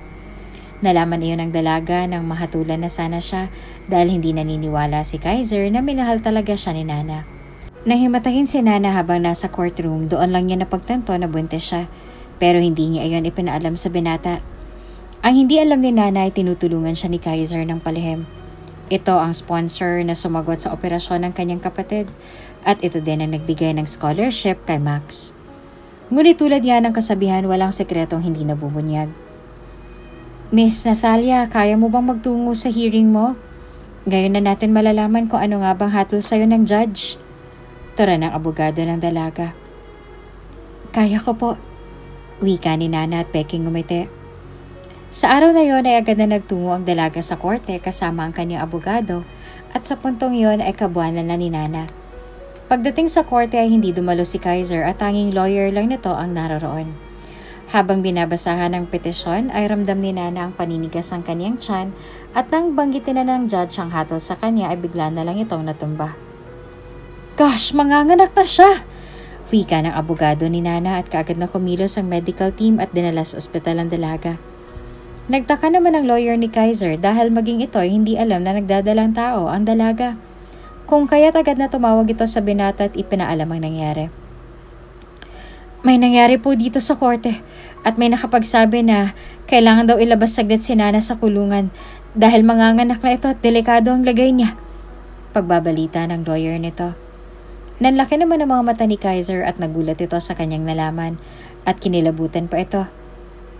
Okay, alamin mo kung saan hospital siya dadalhin then text it to me. Utos ni Kaiser. Nang malaman ng binata ang address ng hospital kung saan isinugod si Nana ay agad na nagpadala ito at binayaran ng malaki ang bantay para makita niya si Nana. Pati ang doktor ay binayaran. Halos lahat ay binayaran ng binata upang walang makaalam. Doon ay nakita ni Kaiser ang sanggol at kamukhang-kamukha niya ang anak ni Nana. Naiyak siya at sising-sisi ang binata na hindi niya malang inalam ang kondisyon ni Nana. Ang mas masakit pa doon, nung nanganak si Nana ay may nakita siyang malaking scar sa shoulder ni Nana. Kasi nung ipapaligpit sana si Kaiser noon ng boss ni Nana na si Vash, kung saan siya pumayag maging spy company, narinig niya na may balak silang itumba ang binata kaya nasalo ni Nana ang bala at tumama sa balikat niya iyon. Na walang kaalam-alamang lalaki kasi hindi niya naman alam na nandun si Nana at that time. Nagtago din si Nana kasi ayaw niyang mahuli din siya ng boss niya at malaman na hinarang niya ang bala. Grabing pagsisisi ang nararamdaman ng binata dahil sa sinagip na siya ni Nana ay nagkaanak pa sila. Pero never siyang nakinig na totoong minahal siya ng dalaga. Sa pagmulat ni Nana ng mata ay laking gulat nito na makitang umiiyak na si Kaiser. Anong ginagawa mo dito? Nagtatakang tanong ni Nana. Bakit hindi mo agad sinabi sa akin? Tanong ng binata. Kaagad naman na nagpaliwanag si Nana at naunawaan naman ni Kaiser ang dahilan nito. Matapos na maliwanagan ay doon na mas napatunayan ni Kaiser na tunay ngang pagmamahal sa kanya ni Nana. Kung kaya't agad na pindismiss niya ang case at sinuyo si Nana. Nung una ay hindi naging madali ang lahat. Ngunit kalaunan ay nagkapatawaran ng dalawa at mas pinili na lamang na mamuhay ng maayos at kalimutan ang masalimuot na nakaraan. Nag-umpisa ng bagong buhay sila Kaiser at Nana. Pinatunayan ng binata na tunay ang pagmamahal niya sa dalaga at ganoon din si Nana. Nangako ang dalawa sa isa't isa na kailanman ay hindi na masisira ang kanilang pagmamahalan. Sa huli, namuhay na masaya ang mga ito. Ang kapatid ni Nana na si Max ay nagawa nito ang pangarap niya sa buhay. Samantalang si Venice naman at Vash ang nagkatuluyan sa dulo. Sa buhay ng tao, darating talaga ang suliranin. Susubukin tayo ng Panginoon kung hanggang saan ang kaya natin sa buhay. Tulad na lamang ni Nana na lahat ay gagawin para lamang sa mahal niyang kapatid, kahit na ikapahamak niya pa ito.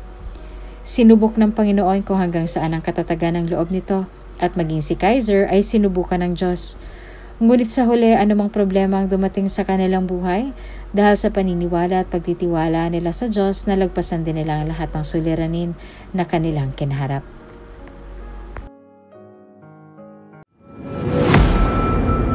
Kung bago ka pa lang sa channel na ito, Ate Jane TV, huwag kalimutang pindutin ang notification bell and subscribe button. Sana po hindi naman malaking abala sa inyo ang pagpindot ng subscribe button dahil ang kapalit po nito ay ang pagsuporta para makapag-produce ng mga libreng stories sa mga channels ni Ate Jane. Maraming salamat!